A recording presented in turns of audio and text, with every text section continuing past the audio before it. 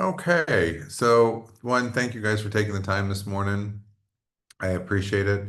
I want to make sure that we go over the two new forms that are out there. One that has been out there for a couple of weeks, and the other that is really going effective tomorrow, but has been out there for about 4 days. Um, just as a heads up, we are going to put this out onto our YouTube site. So just for anybody coming to the YouTube site or who might find our YouTube site and open up one of our videos, if you're not an agent with the Legends of Real Estate, please note that these videos are for members of the Legends of Real Estate, agents with the Legends of Real Estate only. If you have questions about any of these forms, please contact your own brokerage. And so that's just our disclaimer, just to kind of make sure, in case anybody follows upon our videos. We have had people jump onto our YouTube site, which is kind of flattering. So, I think let's start with the repair agreement. How about that? Let's just start with the repair agreement, kind of review it a little bit. Let's see, hopefully, where are we? There's the seller consult. Here's the repair agreement. Can someone confirm that you're seeing the repair agreement only in front of you? Let's turn on your, Yes. Yes, we see it. okay, great. Thank you. Just wanted to make sure. All right. So I know that this has gone back and forth a couple of times. There was the repair agreement that was kind of nice that said, this is what the buyer is requesting, then a section where the buyer or the seller could respond, and then the buyer could accept, or we could make changes. So we've kind of combined it, or NEFAR has combined it into this one using the Florida Realtors, the previous one. This one at least does have signatures for both buyers and sellers. The timeline is still a little wonky based on the old NEFAR contracts. Sometimes it's a little hard to kind of calculate, but the basics of it is that the repairs do have to be done before closing. So let's just take a look at it, see where we're at, look for comments and feedback on it when we get to that point. All right, so the repair replacement treatment agreement. So this applies to all of this. Note, please, at the top, this is for the as-is residential contract only. Why is that? Because the standard contract for sale and purchase already has timelines and caveats for working with repairs, replacements, treatments. That's already set forth in that document. So you don't have to worry about it. You don't have to use this. This is just when a buyer would like to request some repairs, replacements, or treatments from a seller when using the as-is contract. Another caveat, remember, the as-is contract is an as-is contract. So a buyer and a seller come together and agree to terms based on the as-is contract. What that means is that once they come to agreement, the buyer is agreeing to take the property as is, and the seller is agreeing to sell it as is. That's what an as-is contract is. This document that comes into play is when a buyer and a seller, or when a buyer says, I still want to buy the house and I'd still pay this amount if you'll do these things. A seller has no obligation to make any repairs, replacements, or treatments under an as-is contract. And that's why you'll see that a buyer has to make a decision when they submit this, and there's a time frame to submit this even within this agreement. When they submit this, they're either saying, I still want to move forward, or if you don't agree to this, I'm out. So they're still trying to use it. It all has to be done within that inspection period. And that was a problem we're having, is people, agents who aren't taking the time like you guys to understand this, were negotiating or attempting to negotiate repairs on an as-is contract and didn't think it made a difference that the negotiations carried over past the end of the inspection period. It does. If you're negotiating, if a buyer and a seller are negotiating on repairs, replacements, treatments, and a buyer wants to get out of a contract, if a seller won't agree to do certain things, that all has to happen within the inspection period. All the discussions have to happen within the inspection period, unless one of two things happen. the buyer and the seller agree to extend the inspection period, or you make some sort of a caveat in the negotiations that the buyer isn't moving forward unless the buyer and the seller can come to agreement on some repairs, replacements, treatments. So this document puts into play that reminder that any negotiations that would occur for repairs, replacements, and treatments still must occur within the inspection period unless that inspection period is changed. So we gotta watch that. If a buyer, if you don't use this form and you use one of the other repair agreements, please note that those negotiations or the buyer's ability to remove themselves from the contract at their sole discretion ends with the inspection period. So if they don't want to get out, then they have to have that end within the inspection period. Or Cooper wanted to say hi.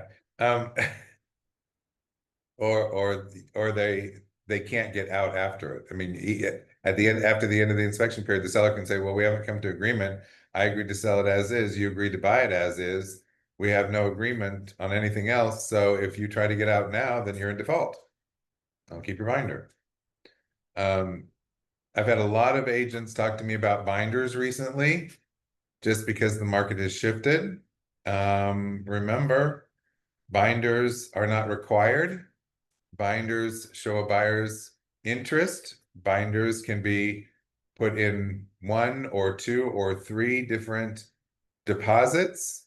So a buyer can intimate or can share their interest by spreading a binder over 2 or 3 payments based on actions by both parties.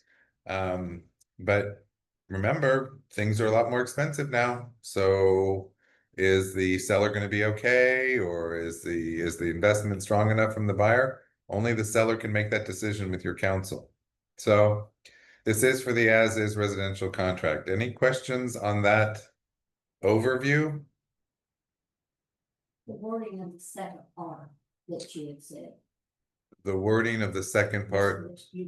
Two options, or you can extend it during the inspection period, or Oh, for if you don't use this document, you mean? no, using this document that to have it done during the inspection period, you can extend it, and then you said the other thing, or buy it as, continue with the contract as is. Correct. Okay. Okay, so, but let me just clarify. Kathy was saying,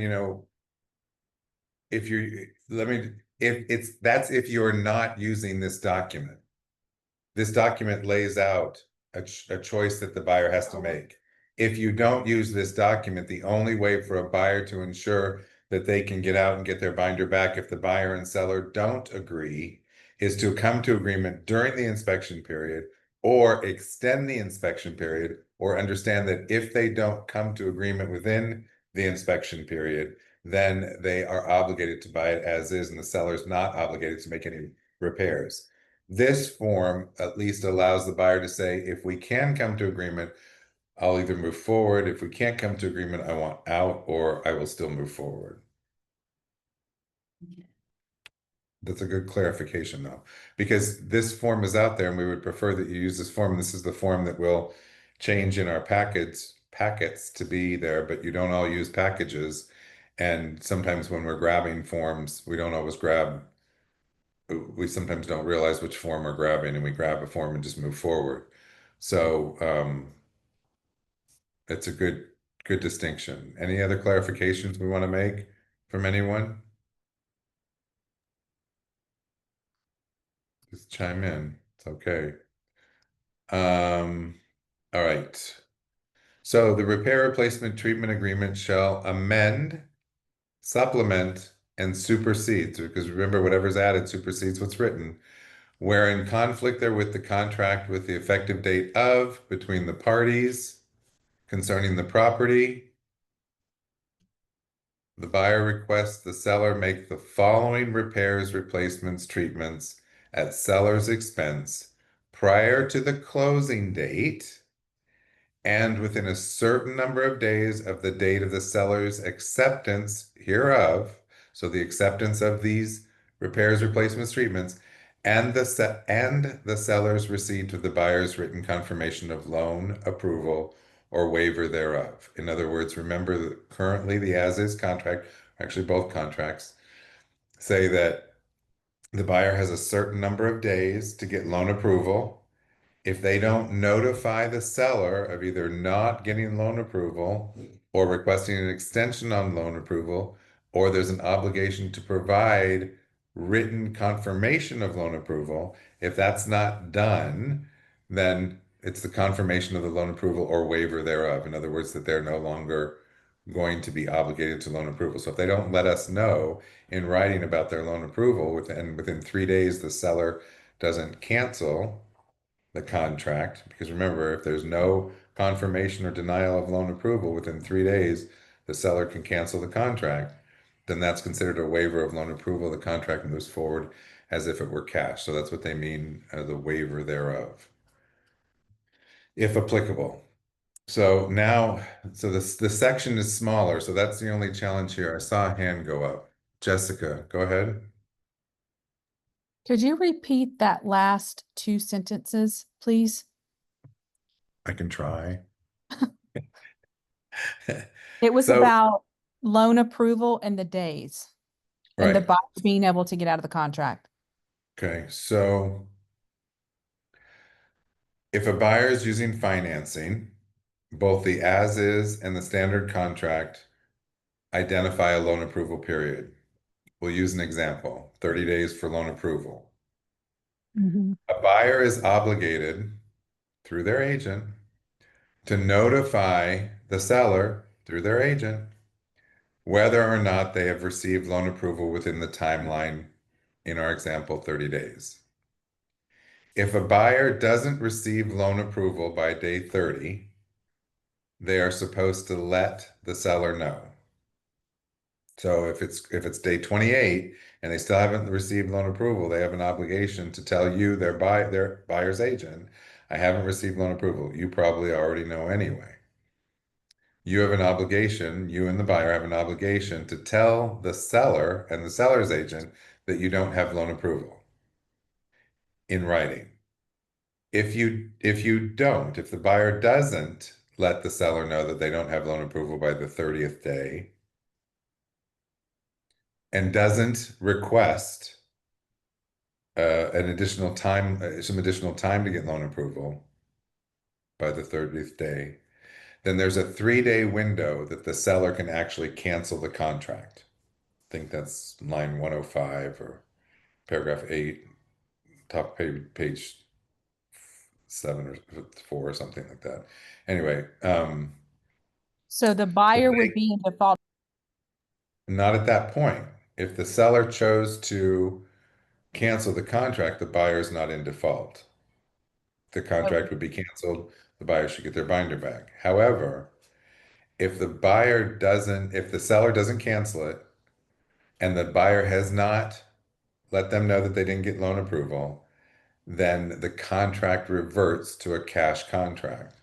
So if the buyer can no longer then try to back out of the contract because they didn't get loan approval. All right, thank you. Does that make sense to everyone? If we don't notify in writing and the buyer doesn't have loan approval and the seller chooses not to cancel and still to move forward, and now the buyer doesn't get loan approval, then they'd be considered in default if they don't close. That's that's a nuance to the contracts that we're not used to, right? The seller can cancel if not notified,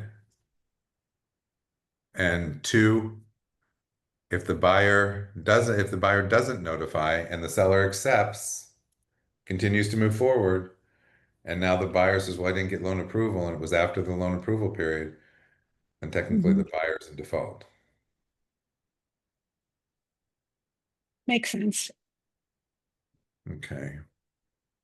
All right. So that's that section here. We're saying these repairs are between these parties, repairs, replacements, treatments between these parties to this property. This supersedes the contract. The buyer is requesting, and the seller has an obligation. Their buyer is requesting, and these repairs will be done a certain time frame. And this is where it gets a little wonky. I wish it just said prior to closing, because some things you don't know what the timelines are.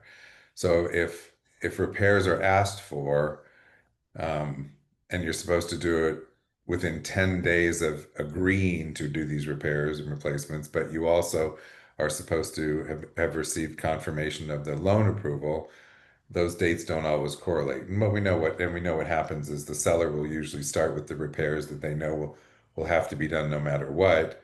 And then here's where the new contracts are very clear. Everything needs to be in writing. And if you look at the number of complaints that are coming in and the number of ethics violations that are being filed, the majority of them are, or I'm sorry, not the majority, quite a few of them are related to Article 9, which talks about everything being in writing. And I think we have a tendency to say, oh, yes, we'll agree to these 5 repairs, no problem. We don't look at what the timeline is to complete those repairs.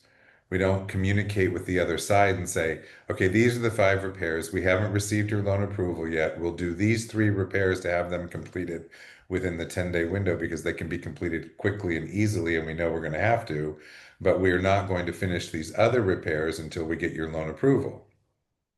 Or this repair of replacing the window is going to take 3 weeks, therefore it can't be done within the 10-day window. We're putting you on notice that this repair will be completed, but will not be completed until just prior to closing, and we have not received your loan approval yet. We don't put these things in writing. We may have phone conversations. I may call Kathy and we have Kathy, well, the window that you guys wanted replaced, we're happy to do it, but it's going to take longer than 10 days. We haven't received your loan approval yet, but we've gone ahead and ordered the window. It's going to take about 3 weeks. We don't put that into writing. And people forget, not intentionally always, but people forget.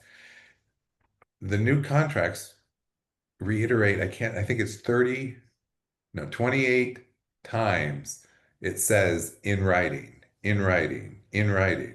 Everything needs to be in writing. Will an email suffice, or you need to have it on a contract form? An email will suffice. But it's all, and that's a great point. We have these phone conversations and then we don't follow them up with emails.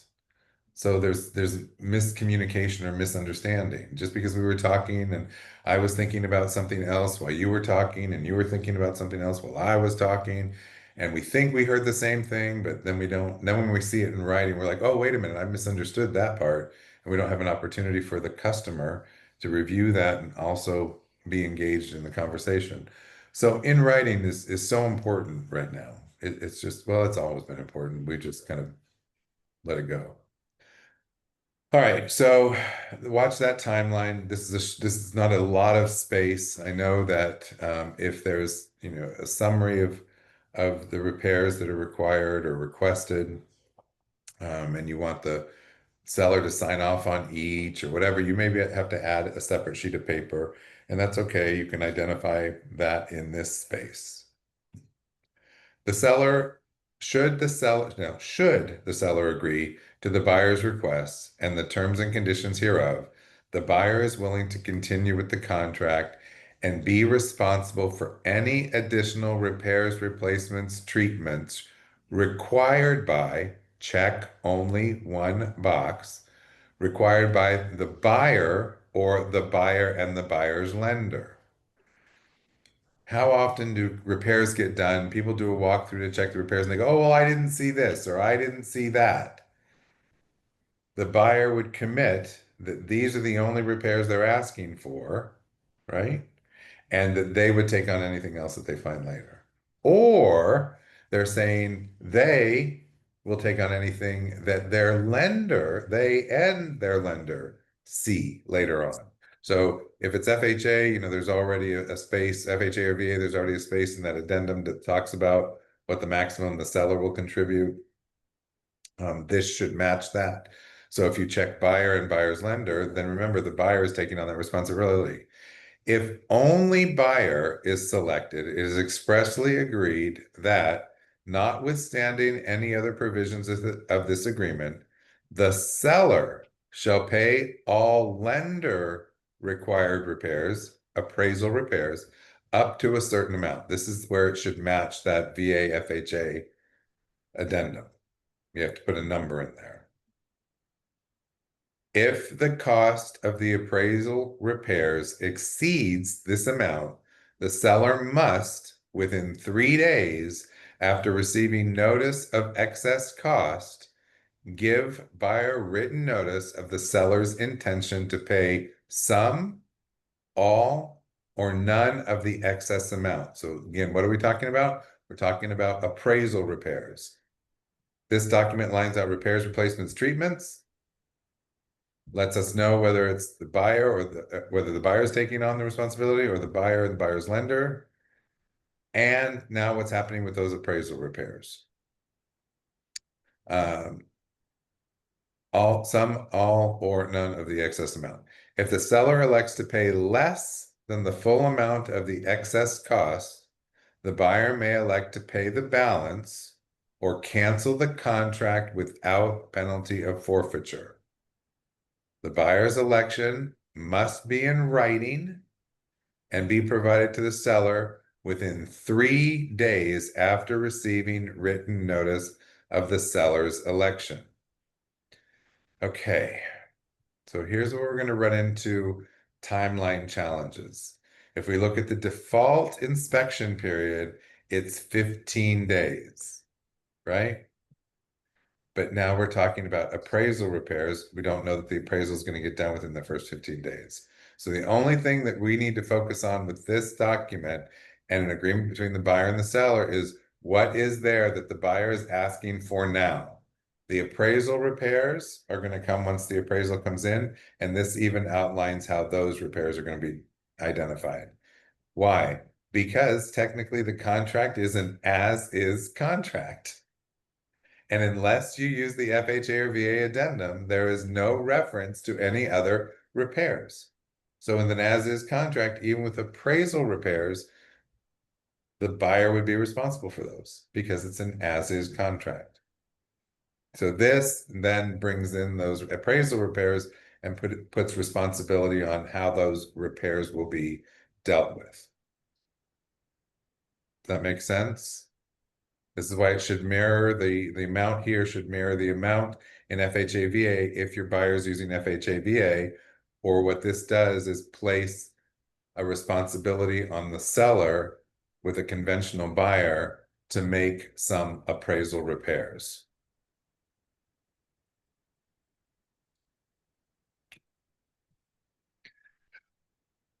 Go ahead, Jessica. So with the as-is contract, if the buyer isn't FHA or VA, the buyer is responsible for appraisal repairs, not the seller? Correct. Yeah, Okay, it's an as-is contract. before closing. Yeah, unless they negotiate it with the seller. Like if Okay. the appraisal comes in and the appraisal if the appraisal comes in at the appraised value, remember there's not an appraisal contingency on a conventional or cash unless you put the appraisal addendum in there. So if it's conventional and the appraisal comes in at the purchase price or above, and there are items on the appraisal that that the lender is asking to be done, it becomes a negotiation between the buyer and the seller. It's technically the buyer's responsibility, but the buyer could say, well, the appraisal says these things have to be done, but it met the appraised value. Seller has no obligation really because it's as is. So how do they want to, is the buyer going to take on those or are they going to try and get out? It would be hard for them to get out, especially if there's no appraisal contingency. Mhm. The only contingency related to the appraisal in the contract is that there will be an appraisal. It doesn't state that if it comes in low, the buyer can get out. That's what the appraisal contingency does. So if the appraisal comes in low, or if the appraiser says they will appraise it at the purchase price. If these things are done, then it becomes an issue for both the buyer and the seller. Thank you. Yeah. Anybody want to add anything to that? No. No. All right. If the seller has not signed and returned to the buyer this request for repairs, replacements, treatments, or alternatively, if the buyer and the seller have not entered into a different written agreement for repairs, replacements, treatments within the inspection period, check only one box, the buyer may, at buyer's option, terminate the contract in writing in accordance with paragraph 12A of the contract, or and 12A is the inspection period, or this request will serve as the buyer's notice of termination in accordance with paragraph 12A of the contract. If neither box is checked, the buyer's only option is to terminate the contract in writing in accordance with paragraph 12A of the contract within the inspection period. So the buyer may, at buyer's option, terminate the contract in writing in accordance with paragraph 12A. So it's saying, got to go back to 12A and look at what the inspection period is. Or this request will serve as the buyer's notice of termination in accordance with paragraph A. So doing it within the inspection period. If we don't agree here, if you're not going to do these things, we're not going to move forward.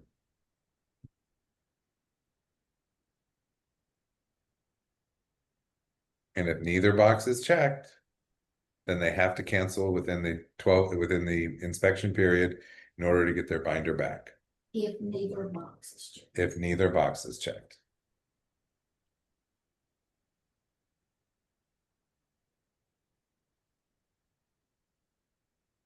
So it allows for that negotiation of those repairs, but it really still needs to be done within the inspection period, especially for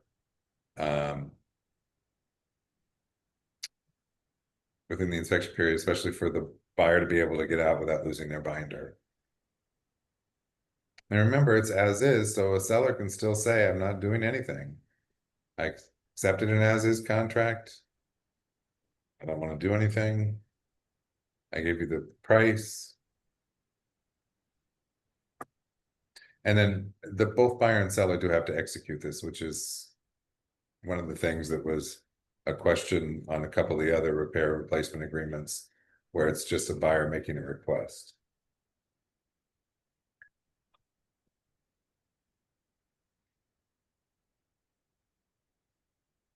All right, let's open the forum. Thoughts, questions,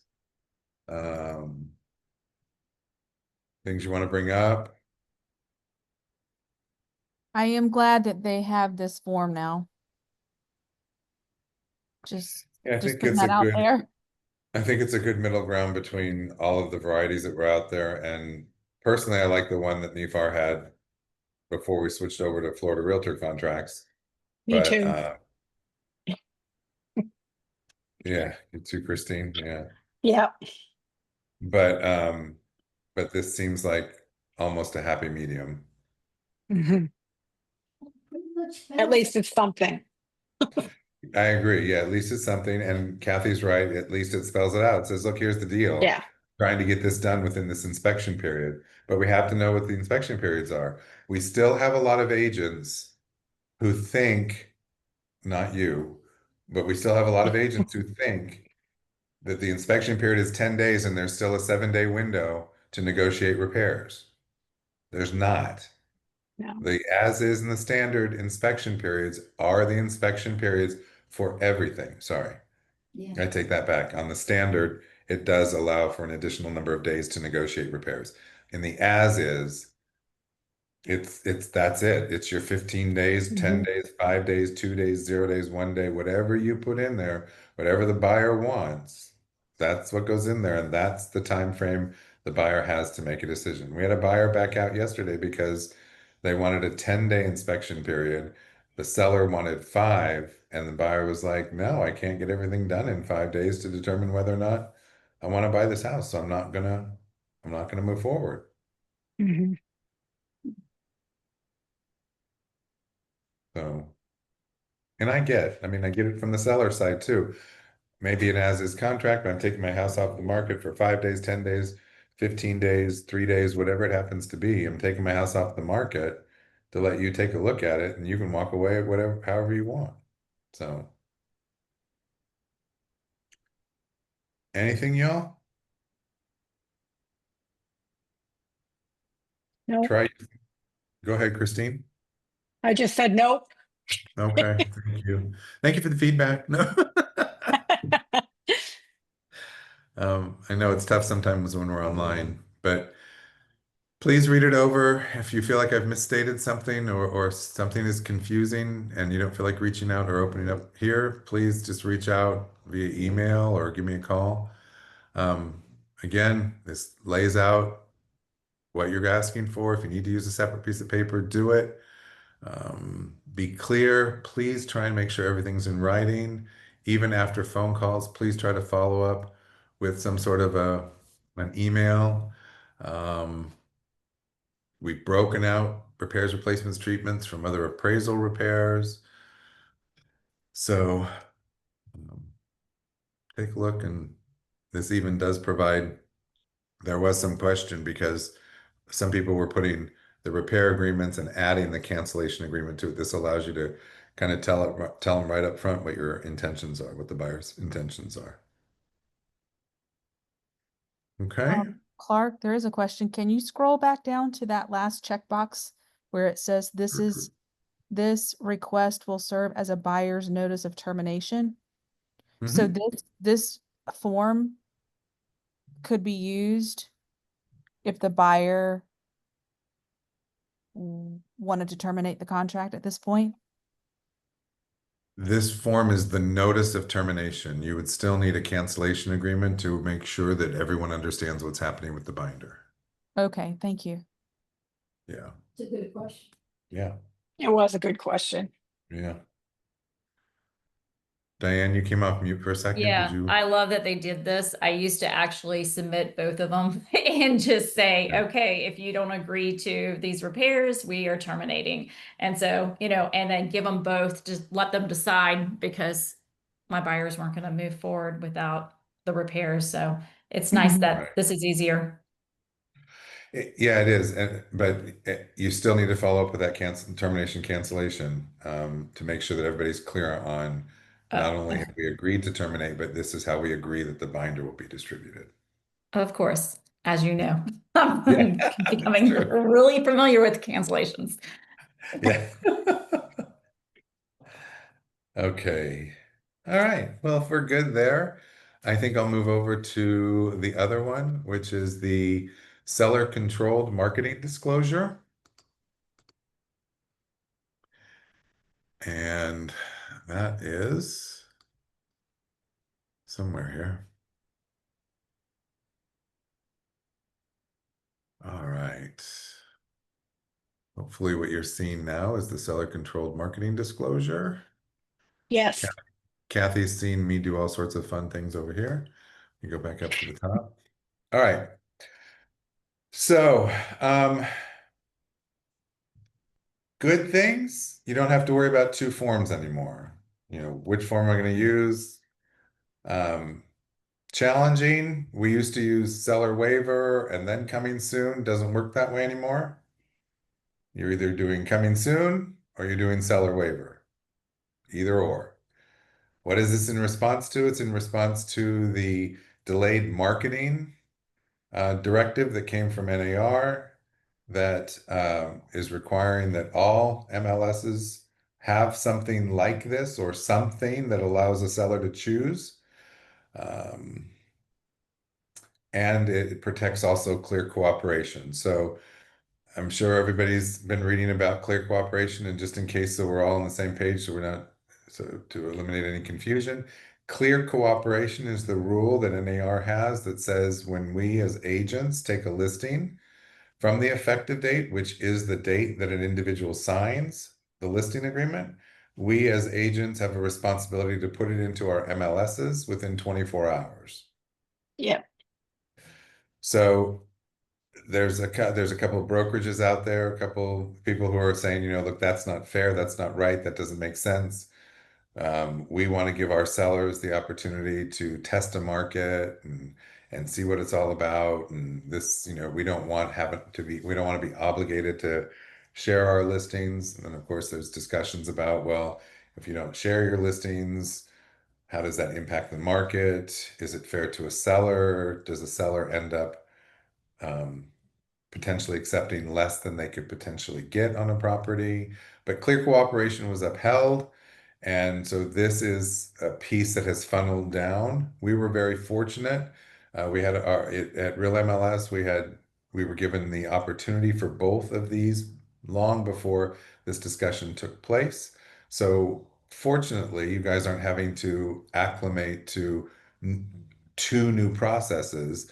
What you are having to acclimate to is a couple of different guidelines within the processes. So the seller controlled marketing disclosure is designed to give you, the listing agent, an opportunity to speak to your sellers about how they are going to be marketing, how you are going to be marketing their home, and what strategy or strategies you may be using and why. So when we look at this, the first thing that we want to really kind of identify here is that this is our form. This is the form for Northeast Florida. You know that there's the coast to coast data share. So St. Augustine is part of the coast to coast data share. They're going to have a slightly different form. So it doesn't direct any of our data share partners in how they manage this. Each of them has chosen to manage it in their own way. We have 59, 57, 59 different MLSs in the state of Florida. So they're all coming up with their own way. And that's okay. That's on the listing side.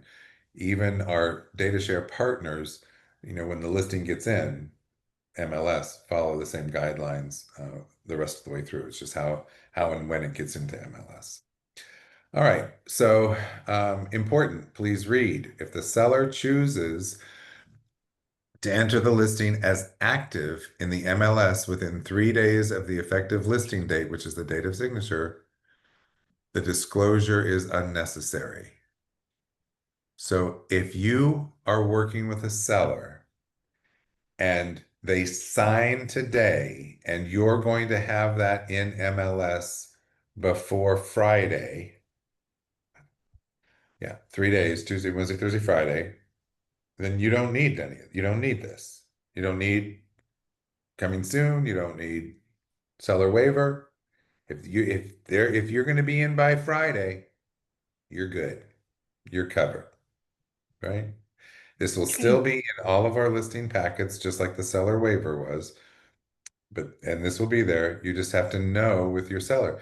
The reason I like this is it's forcing you to have a discussion with your seller about a strategy that you may be developing with your seller. Think about how strong that is to differentiate yourself from other realtors. You're going to say, I'm going to list it, just sign this, press hard, 3 copies. Oh, wait, I'm old. Make copies. Oh, wait, I'm old. Scan. Okay. Anyway, it's so much different than saying, you know, look, just sign this or just sign this. It's having a conversation. Kathy, we're going to list your house. Let's talk about what I think you need to do. Let's talk about what you think you need to do. Let's talk about how long we think that's going to take. Let's look at our options. How can we begin to get as much power behind listing your property? Where do we have an opportunity to create some excitement? You know, what type of a time frame can we both be comfortable with? So it gives you a chance to really have a talk with your seller, bring them into this, and then create a strategy. Talk about, I want to strategically plan how we're going to market your property to get the best. Because right now, properties are staying on the market longer. I was just talking to a friend in Denver. They're still in a seller's market, shifting towards a buyer's market. We really are in a buyer's market. So we're looking at you know almost 5, almost 6 months of inventory, which is a balanced market, but really on tendency to have more of a buyer's market just because seller mindset is coming off of a you know a fake high, and the munchies. So I think this can be a really good opportunity. So again, if you are signing today and you know you'll be in MLS before Friday, you don't need this form. But think about the strategy, think about what you're trying to do, think about what's going to be best for the seller, bring the seller into it, have the discussion with the seller, let them help make decisions on this, and show them how much you understand what the market is like. So the sellers have control over how their listing is marketed and can choose from various marketing strategies, even strategies there, with their real estate professional. Ooh, that's you. Based on their specific needs, desired timeline, and market conditions. Each marketing option below offers different advantages in terms of listing exposure, marketing and pricing strategy, and timeline to sell. So we identify the property address. The listing date, as defined here, is the date, which is the effective date, which is the date that they sign, not the date on page 1 when your marketing and obligations begin. This is the date that they sign, and then the expiration date is the date that the contract actually expires. Entering the listing as active in the multiple listing service produces the widest and most immediate exposure to the listed property. An active listing in the MLS benefits from immediate exposure to thousands of real estate professionals, immediate display on vast public marketing channels, increased visibility. So 3 key elements that that a listing experiences when it goes into MLS. Although choosing to enter the property listing in the MLS as active provides the listing unparalleled marketing exposure, sellers have the following alternative marketing choices available. Instructions. Please choose option 1, coming soon, or option 2, seller waiver of MLS benefits. If option 2 is selected, then option A or B on page 2 is required. So you still have the 2 options, coming soon, seller waiver, but you have to definitively determine which element of a seller waiver are you going to be choosing. All right, so the first one, coming soon. Option 1, coming soon. The listing is not ready to be active in the MLS, but will be ready within 30 days. So we now have a 30-day window. Can you go active earlier? Absolutely, you can go active earlier. Can you set it to be a different number of days? Sure, you can set it because you're saying the start showing date is. Under coming soon, you're going to say the start showing date is. So coming soon. This is entered into the MLS as coming soon within 3 days of the effective listing agreement, immediately available in the MLS to thousands of real estate professionals and their prospective buyers. So this property becomes available to agents and buyers only through the agent. As coming soon, it's available to the buyers only through the agent. It goes into MLS. It does not go to any of the big box websites. It will not be made available for display on thousands of brokerage websites or national and international real estate platforms. Will not. It is limited to display on the listing agent or brokerage website only, and that should say if requested by the brokerage. The listing may be marketed in a manner consistent with the seller's choice. In other words, you can market this publicly, but it has to say coming soon. While in coming soon, the property cannot be shown until after the start showing date. Again, can you make the start showing date earlier? Yes. The days on the market is calculated from the start showing date. So the fact that it's an MLS does not accumulate days on market. So if you're looking to protect your seller from a potential misunderstanding of the length of time the property's been on the market, coming soon is great because days on the market don't start until your start showing date. So you could have a property in coming soon for 30 days, and the day you go active, it's still day 1 on the market. The seller approved start showing date is whatever that date that you both have agreed to, within the 30-day window. Listing will go active on the start showing date. The date may be modified at the request of the seller in writing, but cannot go past 30 days from the date of entry. Right? Can you get an extension to the 30 days? No. Okay. Question was, can you get an extension to the 30 days? No, you cannot. So slight changes to the coming soon. Please note, it does not say in here, while the coming soon probably cannot be shown, you cannot accept an offer either. Cannot accept an offer either. If you're incoming soon and you receive an offer, maybe that offer is contingent upon seeing the property. Before you present that offer to the seller, you have to say to the seller, seller, do you want to see this offer or not? If you want to see the offer, we need to go active early. If you want to wait till the end of till our start showing date, I can give it to you then. They can't accept an offer incoming soon. See, You're not supposed to give it to them, no. What if it pops out of your mouth? Is that what you're trying to tell them? I can't control your mouth. You believe me, I can't. Who am I talking to? Forget it. Anyway, so that's coming soon. Not many changes to it, very similar to what it was, just an extension on the days. And remember, you still have that 3-day window. So if it's just a matter of they want to finish putting rocks underneath the beds or on the beds out front, and the guy's coming tomorrow to do that, and you'll be active on Friday or Thursday, you don't need coming soon or seller waiver.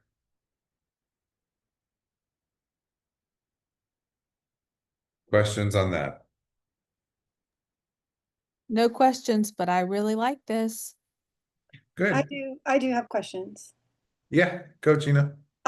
I want to go back to the very beginning when you were explaining the 3 days. Like if we are going to put it, we have 3 days to put it into the MLS, but how does that, I mean, that contradicts the 24-hour rule of, so I'm confused there. Can you clarify that?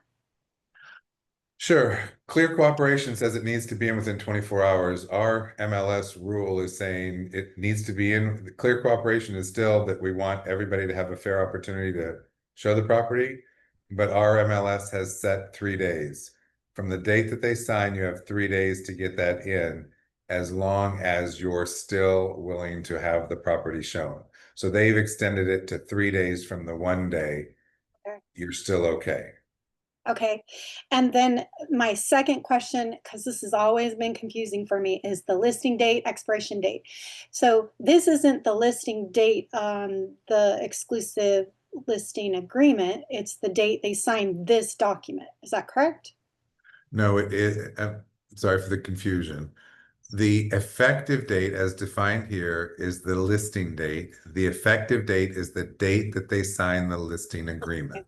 Okay, thank you. So at the bottom of page 5, when they sign that, September 29th, it's not the 29th or 30th. There's the 30th. 30, yeah. Today's 30. Yeah, today's 30th. Okay, thank you. I appreciate that.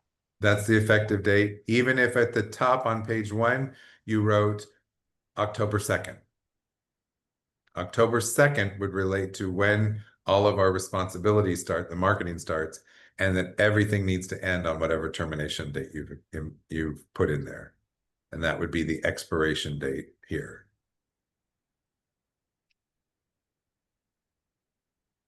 And I don't disagree with you on the confusion. Clear Cooperation is 24 hours, but we're allowing it to be 3 days. Yeah. Yeah, it's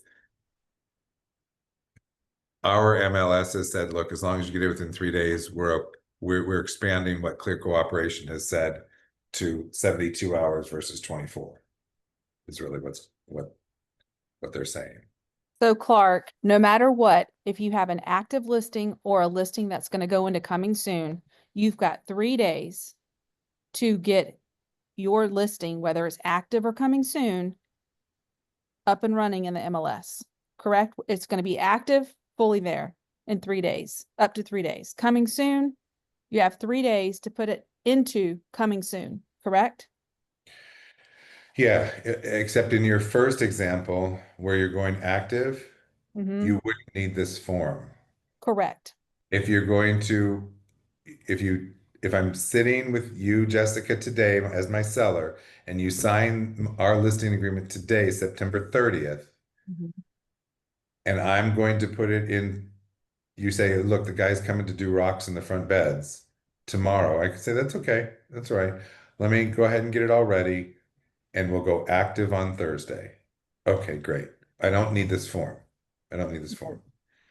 If we say, great, the guy's coming Wednesday to do the rocks in the beds. I don't know, I'm stuck on that. And I'll get it in on Thursday, but we're going to do coming soon for a week because I want to create some excitement. We're going to do an event. You're going to finish painting the family room. But it'll all be done by next Friday, so we're going to be coming soon for a week. You need this form. Correct. And you will not be able to show the property in coming soon, correct? Correct. Never have been. Right. Thank you. Yep. Anybody else? Let me make sure I'm not missing hands. Okay, good. All right. All right, so let's go down to seller waiver of entry then. So notice big or over here on the left, or option 2. Option 2 is considered the seller waiver of MLS benefits, and this is the listing will not be entered into MLS within 3 days of the effective listing agreement. It is not entered into the MLS within 3 days of the effective listing agreement. There is no public marketing permitted. It will not appear on any real estate website. No mass digital marketing, signs, or publicly distributed flyers. Upon entry into the MLS as active, the listing will receive all benefits of an active listing. Required, if option 2, seller waiver of MLS benefits, is selected above, please choose option A or option B. So this describes what a seller waiver is. We're not putting it into MLS. So now that you and the seller have to make a decision. Please initial next to option A or B below. Note, only required if option 2, seller's waiver of MLS benefits on page 1 is initialed. A, the seller requires privacy to sell the listing and agrees to permanently waive MLS benefits during the term of the listing agreement. No public marketing is permitted. Listing will not be entered into the MLS at any time during the term of the listing agreement. The listing may be submitted as sold, comp only, upon closing. In other words, when it closes, you're going to want to get credit in MLS, so you can put it into MLS as a comp only, similar to what we do with new construction. This is option A is a permanent waive of MLS.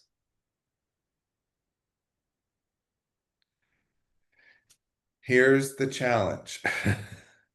The rule still applies that if the property is marketed publicly, it must be put into MLS within 24 hours of public marketing.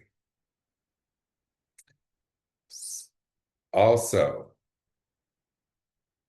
in a seller waiver, under seller waiver, properties can only be marketed within the brokerage. And you're like, but I like this option A because it waives it out of MLS, so I don't have to deal with days on the market. Well, I understand, but if you are trying to market this property and you're only marketing it within the brokerage, and you can't put any public marketing out, including flyers, now what happens when you show the property to someone who's with an agent within our brokerage, And now that person goes and tells someone else, and they have an agent with another brokerage, and that agent calls you and says, I want to come in I want to come in with my customer and see the property. It's not an MLS. Technically, it should be an MLS within 24 hours at that point. So even a permanent waiver of entry can only be marketed within the brokerage.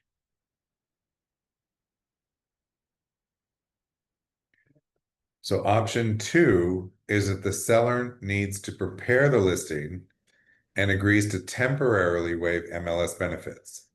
This is kind of how we have, how we have tried to encourage the use of seller waiver is to use the seller waiver to allow the seller to prepare the property so that when you go active, everything is ready. That might include your marketing materials. Option 2 for the seller waiver is that the seller just needs more time. So there's no public marketing permitted. The listing will not be entered into MLS within 3 days of the effective listing agreement. The days on the market are calculated from the effective date of the listing agreement. So note that even if it's a seller waiver, because you can still show the property, and because even though it's only within the brokerage, and because you can sell the property, even though it's very limited, those are still considered days on market. So the days on market would be calculated from the date the seller signed the listing agreement. The listing is not allowed to be entered into the MLS is coming soon. So you can't choose option 2B and then go coming soon and then active. If you choose option 2B and the seller is agreeing to enter it into MLS at a certain date, and remember there's no timeline. So this timeline, I could sign a listing today, September 30th, and leave it as a seller waiver until February 2026 and then go active. I mean, I could leave it for that entire period. There's not a definitive time frame for how long a property can stay as seller waiver of entry option 2B. It can be the entire length of the listing agreement, or up to the entire length of the listing agreement, although that would be a permanent, that would be option 2A. Then the seller agrees for the listing to be entered into the MLS as active on or before, so you then would enter the seller approved MLS entry date. So if I had an 8-month listing and we weren't going to go active until February 15th, I would still be putting in the listing date of September 30th. So it would hit the market with October, November, December, January, February, 150 days on the market. Wow. Sorry, 135, roughly. It would hit the market with 135 days. So the intent of this disclosure is to ensure the sellers are informed of MLS benefits and the marketing options available for their listing, while keeping the listing broker in compliance with the Northeast Florida MLS, Real MLS rules and regulations. Initials next to the selected option, signatures of all parties, and all applicable fields are required. Required if seller chooses option 2, the seller waiver of MLS benefits. This form must be emailed within 3 days of the listing date to listingwaiver@realmls.com.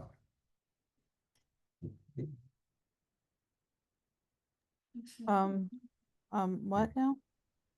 Um, So if option 2, uh-huh. So if you're choosing to do a seller waiver, yes, you must email this form okay, to listingwaiver@realmls.com within 3 days of your customer's signature. okay.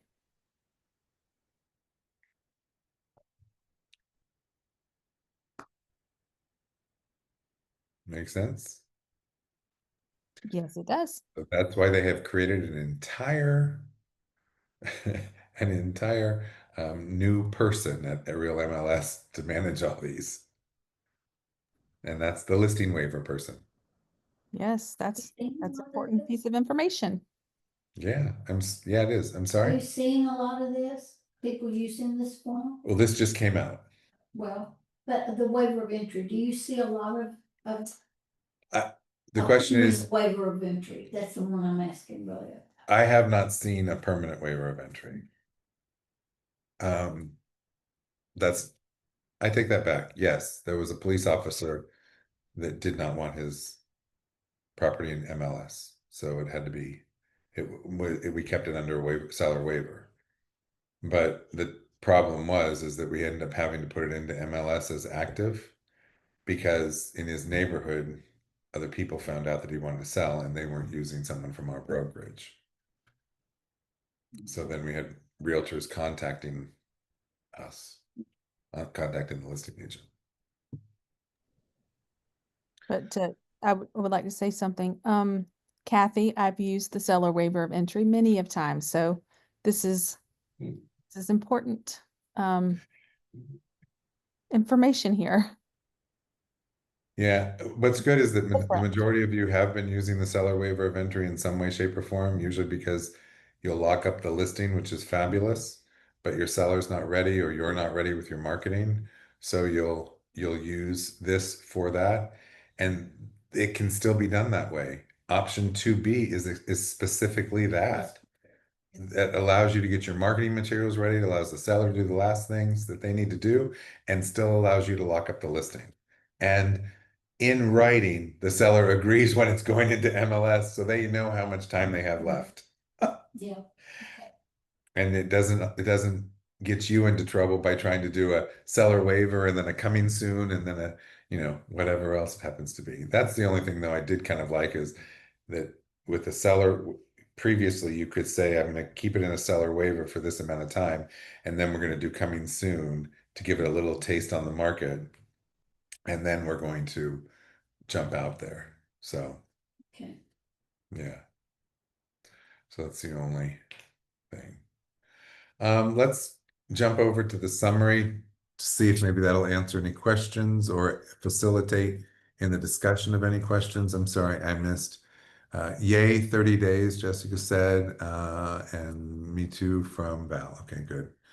All right, I'm gonna go ahead and jump over to the kind of like fact sheet thing that we put together just to kind of try and help clarify, maybe answer any questions. If we miss some questions, there'll be an opportunity for us to supplement this potentially. All right. Oops. All right. All right. So over here. Here we are, just to kind of give you a feeling. Public marketing, social media, print, internet allowed. With coming soon, yes, as long as it says coming soon, as long as you identify that the property is coming soon. Under seller waiver option, I guess it should say A instead of 1, but option 1 is no public marketing, and option 2 is no public marketing. No public marketing whatsoever on the seller waiver of entry. Nothing. No print, no TV, no radio, no social media, no reels, no nothing.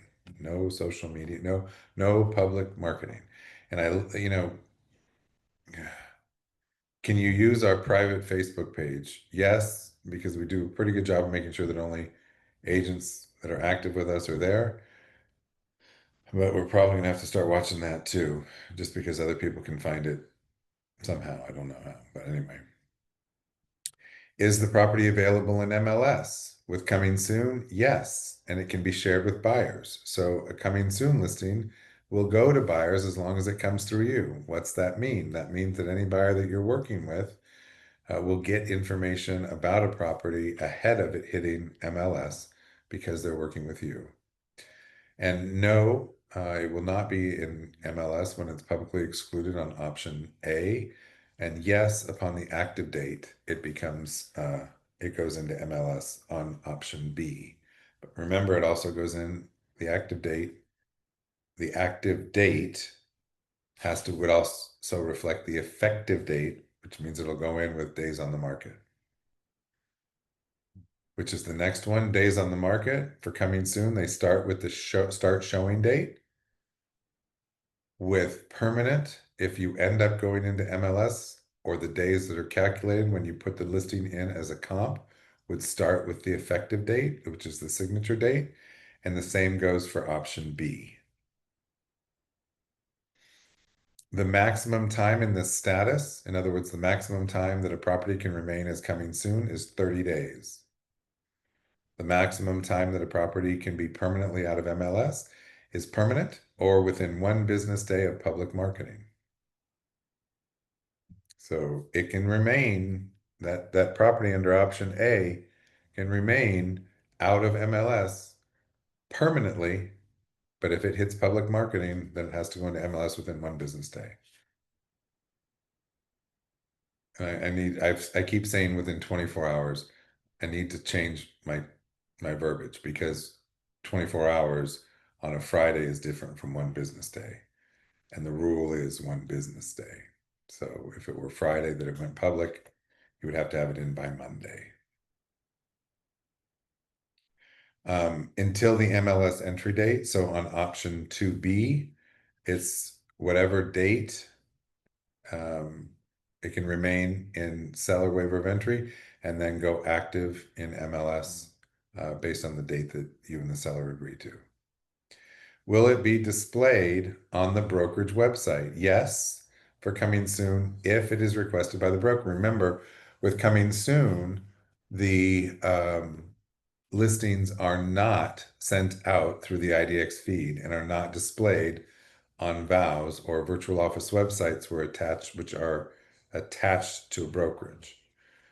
So a brokerage can request to have coming soon displayed, but it would only be their coming soon.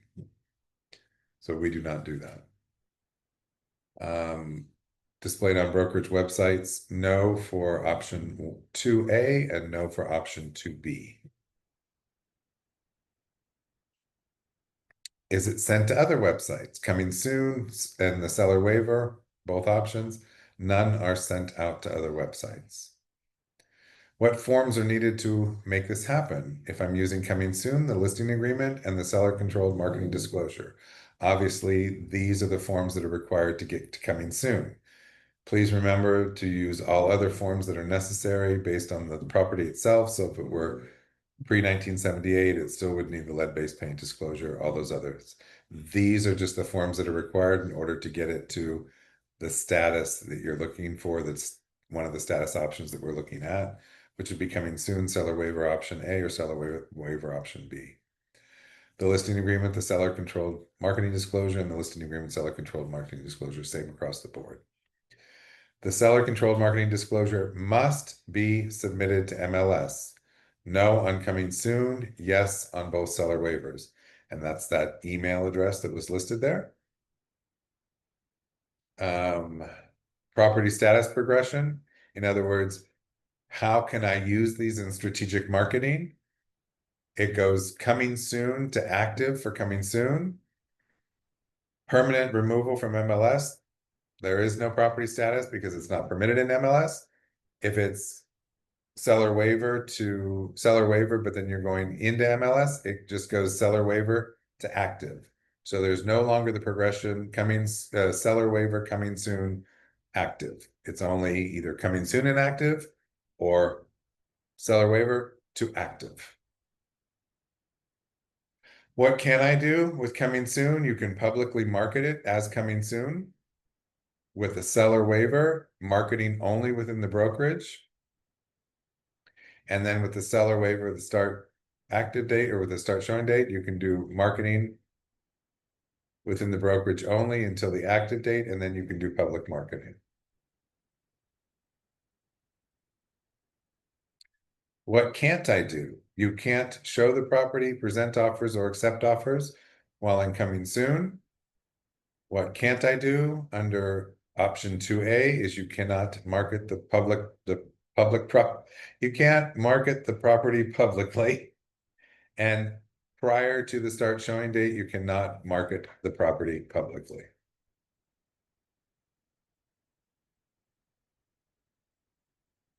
What have we missed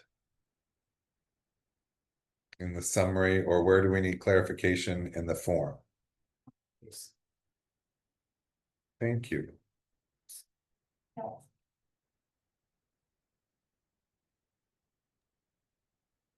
Clerk, Did I see a hand or? Go can we ahead, go Diane. over, so I need clarification about emailing it to the MLS. So if we use option 2B, which is like the waiver that you were talking about, that we used before, every single time we do that, we have to email the contract to MLS? Not the contract, the form, Just the form? Okay. just the form. Just the seller controlled marketing disclosure form. That's a good clarification. You just need to send over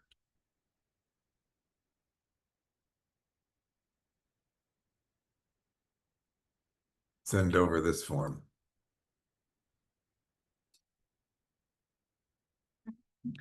If the seller chooses option 2, the seller waiver of MLS, this form must be emailed within 3 days of the listing date.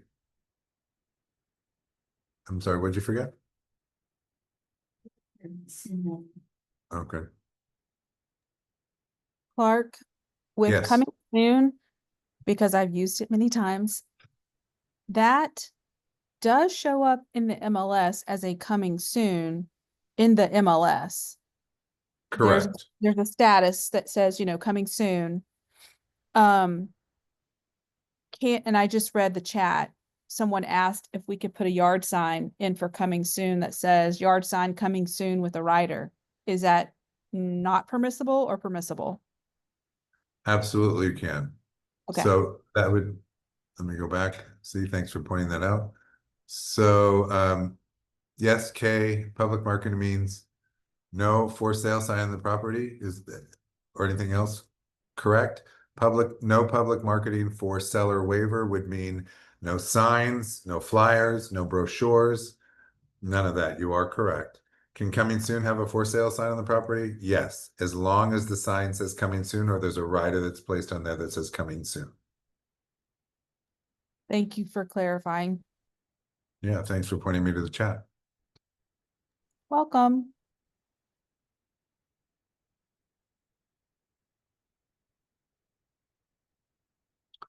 Anything else anybody wants to add? Needs clarification. Slightly different, still same options, slightly different guidelines for coming soon and for the seller waiver. And just so you're aware, we were supposed to be sending those seller waivers to MLS all along. It says it on there, but anyway. That's funny. We haven't been sending stuff MLS. That's somebody in the company does that. So, but now we need to be sending this to that. Is this? Well, we would need, you'd need my signature on these, so before you send it, I have to sign it, so one of us will send it. So we're not really gonna be sending it to MLS. You would be sending it to MLS. Well, it depends on how I feel about it. Well, hello. Good Kathy's point, saying, so Kathy. Thank you for bringing that who's up. gonna be sending it to MLS? I'll need to sign this. So probably if I'm the last one to sign it, I'll probably end up sending it. Should we be sending it through app files so you know that it's been sent? Or Yeah, that is there a way that you can send it through our app file so we know it's been sent? yeah, that's what I'll do. Okay, Once I thanks. sign it, you send me the signature request. I have to be better at watching for my signature requests. You send me the signature requests, I'll sign it and then send it on to MLS. Okay, thanks. Why'd you have to bring that up, Kathy? Damn it. Thank you, Kathy. I want to turn that back around. Okay.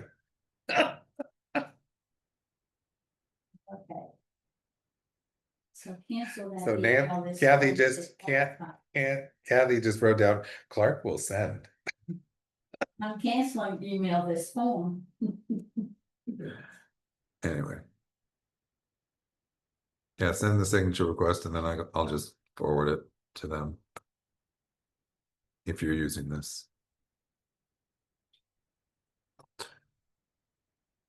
Anything else?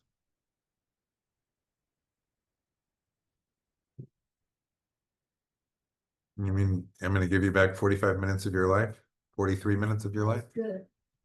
No, this was a great training. Thank you, Clark. Y'all, if you're going through this and something doesn't make sense, let's talk about it. I'm sure if you have a question, someone else does. Please start thinking about strategy and talk to your sellers about that during the seller consult. I know seller consults aren't always done, but we need to start doing them even if they're really limited. So we got this, we got the fact sheet, and then the repair replacement. Any questions on any of it? No. Okay. So I've already replaced the seller controlled or the seller waiver with the seller seller controlled marketing disclosure in your packages. I'll go ahead and make sure that I'm not going to make the others inactive, the other repair forms, but I think I'm going to put this repair form with our sales packets, just so you can kind of start to watch for it. I do have a question. Yeah. So the example that you used, that you created, my gosh, what is wrong with my brain? That has each one of these forms and how they work. Is that it? Will you be posting that into our app files so that we have as a guide? Yeah, Sorry, you might have already said that. no, I didn't. I don't think I did. I can't remember if I've already put it into the company information or I'm going to put it into the company information. I just have to check. Okay, great, thanks. That was the intent, and I'm just trying to remember if I did it or not. You can probably jump out there and check. I may have it, I may not have. I do want to make a couple of changes to the fact sheet though, just changing it to A and B so it matches what the form says. And then a couple of other pieces of clarification on the last two statements before I put that up there or replace the one that's out there if there's one out there. Okay, thank you. Yeah. Anybody else? All right, I'm going to go ahead and stop the recording at this point. Just Where we go to get these recordings that you do on these sessions? Kathy was asking where we go to get these recordings. You can go to our YouTube channel, That's what. which is called Connecting the Legends. So you go right to YouTube, search for Connecting the Legends, and it should have our logo picture. If you click on that, the videos are all there. They're kind of divided up into groups like business meetings and training and that kind of thing. Okay, cool. Anybody else? Well, again, I appreciate your time. I know it's valuable, and I don't take it lightly that you spent a little time with me this morning. So take care, everybody. Have a wonderful day. I'm going to go ahead and end our meeting, if Thank that's you, okay. Clark. If anybody says something, hurry. Thank you, Clark. Oh, no problem. See you guys later. Good to see a couple of you.